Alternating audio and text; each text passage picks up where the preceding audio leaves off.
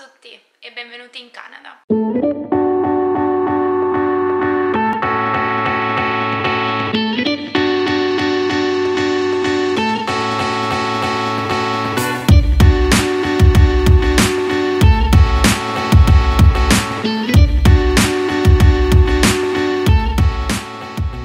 La mia avventura è ufficialmente iniziata, è anche iniziata la mia vita senza bidet.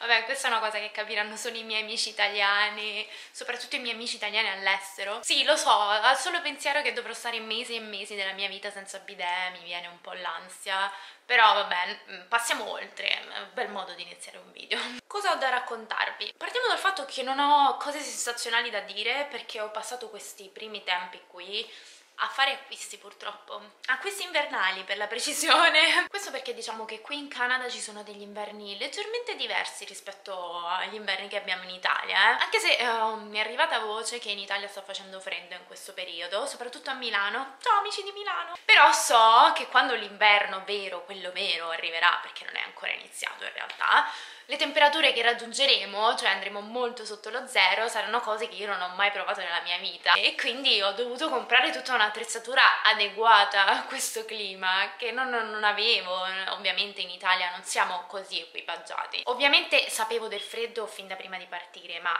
ho scoperto veramente sulla mia pelle, poi stando qui, cosa significasse, di cosa veramente avessi bisogno. Le sciarpe, i guanti e i cappelli che utilizzavo in Italia non vanno bene, non sono abbastanza forti, il materiale non è abbastanza, diciamo, buono per proteggermi dal freddo che c'è qui, ecco. Qui è completamente diverso, c'è un assortimento di abbigliamento assurdo. In dei momenti c'è talmente tanto imbarazzo della scelta, è difficile scegliere, cioè c'è troppa offerta, ma questo è un po' su tutto, non solo sull'abbigliamento, anche sul cibo, il supermercato. Cioè veramente c'è un'offerta pazzesca di qualsiasi prodotto voi possiate immaginare. Comunque alla fine dopo varie ricerche ce l'ho fatta, ho comprato 2 piumini resistenti al freddo, vento, neve, grandine, qualsiasi cosa.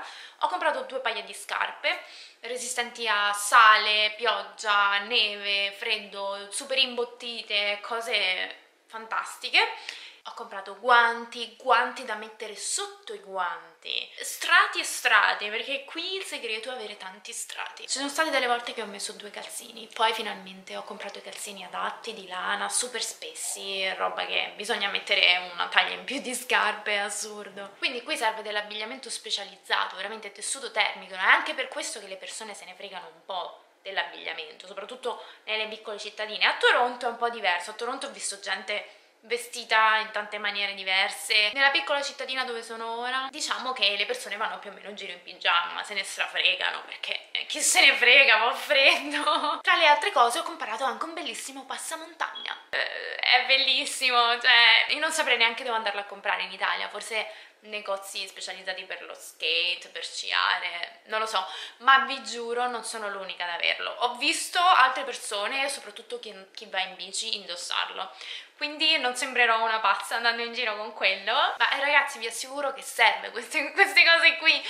Mi sono trovata in mezzo a una tempesta di neve un giorno, non sapevo cosa fare. Qui spesso c'è vento, è un bel passamontagna, che bello. Ha già nevicato 3 volte, ma in realtà niente di scandaloso, giusto una spolverata, e immagino che quando arriverà l'inverno, quello vero, ci sarà la neve perennemente probabilmente, e beh, non lo so, che dite? Sopravvivrò?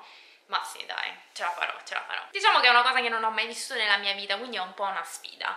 Però sono contenta perché il mio corpo verrà temprato. Magari una volta tornati in Italia, gli inverni italiani saranno delle primavere. Voi da casa lo so, penserete che bella la neve! No, la neve è bellissima, io amo la neve, l'ho sempre adorata. Però viverci costantemente tutti i giorni è una cosa che non ho mai fatto. Per me la neve è un posto bellissimo dove si va in vacanza, dove si va a sciare, dove ci si diverte, non dove si vive la vita di tutti i giorni. Però sono pronta, l'equipaggiamento c'è tutto. E non è stato facile trovare tutte queste cose perché in questo momento non mi trovo a Toronto, ma mi trovo in una piccola cittadina che si trova a 70 km a sud-ovest di Toronto, che si chiama Dundas e si trova qui, vi faccio vedere così vi rendete conto. Quindi appunto non sono proprio vicina, ci vuole un pochino da qui ad arrivare a Toronto in treno, diciamo, calcolando il tragitto da qui alla stazione e tutto quanto sono quasi 2 ore, 1 ora e mezza, 2 ore, quindi non è una cosa che posso fare tutti i giorni, andare a Toronto, anche perché si parla di $24 andata e ritorno, che sono circa 15 euro. Però sono stata a Toronto qualche volta, ovviamente, perché sto anche iniziando a cercare appunto un appartamento e vi mostrerò ovviamente Toronto, ma voglio fare un video dedicato solo a quello, perché Toronto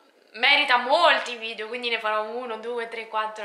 Quel poco che ho visto mi sta piacendo tantissimo, ma vi farò vedere, vi farò vedere. Nell'attesa che trovo un posto, un appartamento a Toronto, ho la fortuna di essere ospitata qui, quindi ovviamente ho combattuto tantissimo col jet lag. Diciamo che la prima settimana la mia testa era immersa in una specie di nebbia. Essere praticamente uno zombie a partire dalle 6-7 del pomeriggio, che qua in realtà la considerano sera, ma si cena a quell'ora qui. Però c'è il lato positivo, ovvero che mi alzavo alle 5 e alle 6 della mattina pimpantissima, piena di energia, voglia di fare come se fosse pomeriggio, ed era bellissimo. Potevo fare un sacco di cose, ovviamente poi la sera ero morta, però mi è piaciuto tantissimo e avrei voluto mantenere questa cosa, ma non è successo. Chi mi conosce lo sa, chi non mi conosce non sa che sono praticamente un vampiro. Io mi attivo dalle 6-7 del pomeriggio. Sono sempre stato un po' un animale notturno, ho sempre fatto fatica ad andare a letto presto, svegliarmi presto, è sempre stato uno dei miei più grandi problemi che sto cercando di risolvere negli ultimi tempi, perché mi sta pesando ultimamente. La vita da adulti non si coniuga bene con questo stile di vita notturno. Adesso mi sembra giusto farvi vedere il posto dove sto vivendo ora, anche perché visto dagli occhi di un'italiana è molto tipico, cioè è la classica cittadina nordamericana come ce la immaginiamo noi, no? Ci sono tutte queste vie alberate, queste casettine che sembrano un po' finte, sembra di stare su un set cinematografico, no? Sono quelle casettine, quelle vie che noi vediamo magari nei film o nelle serie TV. È molto caratteristico, no? Io vado in giro filmando, facendo foto come una scema, qui mi guardano tutti come... non sono abituati a vedere persone che fanno foto, turisti, per loro è un posto normalissimo che non ha niente di particolare. Ovviamente è una cittadina tranquillissima, c'è un silenzio che in dei momenti è incredibile. Diciamo che ho vissuto parecchio, soprattutto negli ultimi tempi, in grandi città, a Roma, Milano. Ho vissuto per un periodo anche fuori dalla città, ma non mi è piaciuto. Il mio carattere è fatto più per vivere la vita cittadina e quindi era da tanto che non ero abituata a questa calma, a questa pace, a questo silenzio.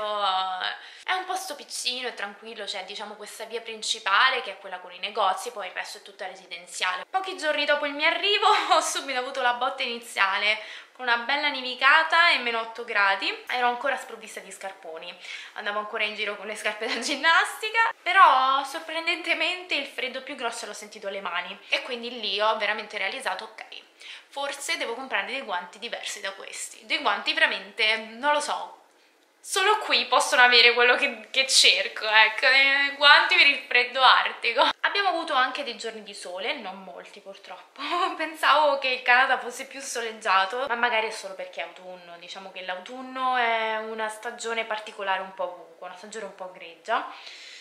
Quindi vi voglio far vedere un po' il centro della città, la città un po' più luminosa, perché quando c'è il sole qui è bellissimo. Le cose principali le ho tutte vicine e le posso raggiungere a piedi, quindi ottimo. Perché uno dei problemi del vivere, diciamo, in una piccola cittadina nordamericana, che se non hai la macchina non fai nulla. Ci sono anche parchi dove puoi entrare nella macchina, c'è uno qui dietro, sono andata a vederlo, è molto tranquillo, però è un parco dove puoi entrare con la macchina. Io non lo so perché uno dovrebbe andare al parco con la macchina. Il parco per me è un posto dove si va a passeggiare, a rilassarsi, per stare, diciamo, tranquilli. Quindi, cioè, qui è tutto molto fondato sull'automobile e quindi potete immaginare che per fare la ricerca di tutto questo vestiario è stato un attimino difficile, perché qui in questa cittadina c'è poco e niente. Bisogna andare in uno di questi centri commerciali, classici centri commerciali enormi all'americana, un po' all'aperto, dove ci sono tutti questi edifici. Bisogna avere la macchina, non è vicino, non si può neanche raggiungere con i mezzi pubblici perché ci sono veramente poche possibilità. Devo dire che l'atmosfera qui è molto bella, è molto tipica, sono contenta di fare questa esperienza a Pre-Toronto un po', diciamo, tranquilla, un po' rilassante, un po' di preparazione, ecco, alla big city. E comunque tutto ciò è provvisorio perché appunto presto mi trasferirò a Toronto. Sono alla ricerca serrata di un appartamento, vi parlerò anche di questo perché ne vale la pena fare un video a parte sulla ricerca di un appartamento a Toronto, perché il mercato immobiliare è veramente pazzo. Sono in fase di ricerca appartamento, ricerca del lavoro, è una fase un po' appunto di esplorazione e mi piace, sono contenta che ho avuto questa possibilità. In questo momento sono turista, quindi sono entrata da turista per avere il tempo di ambientarmi e poi non appena troverò un lavoro attiverò il mio visto working holiday per lavorare 6 mesi. Magari se qualcuno di voi è interessato vi parlerò un po' di questo visto working holiday, come funziona. È una bellissima opportunità che non è così difficile da ottenere ed è per tutti i giovani da 18 ai 35 anni. Un po' di sbattimento c'è,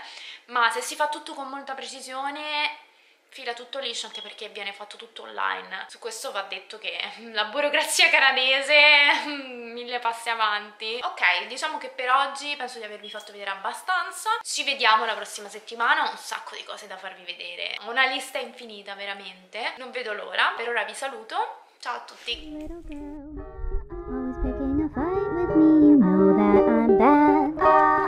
Spending the night with me.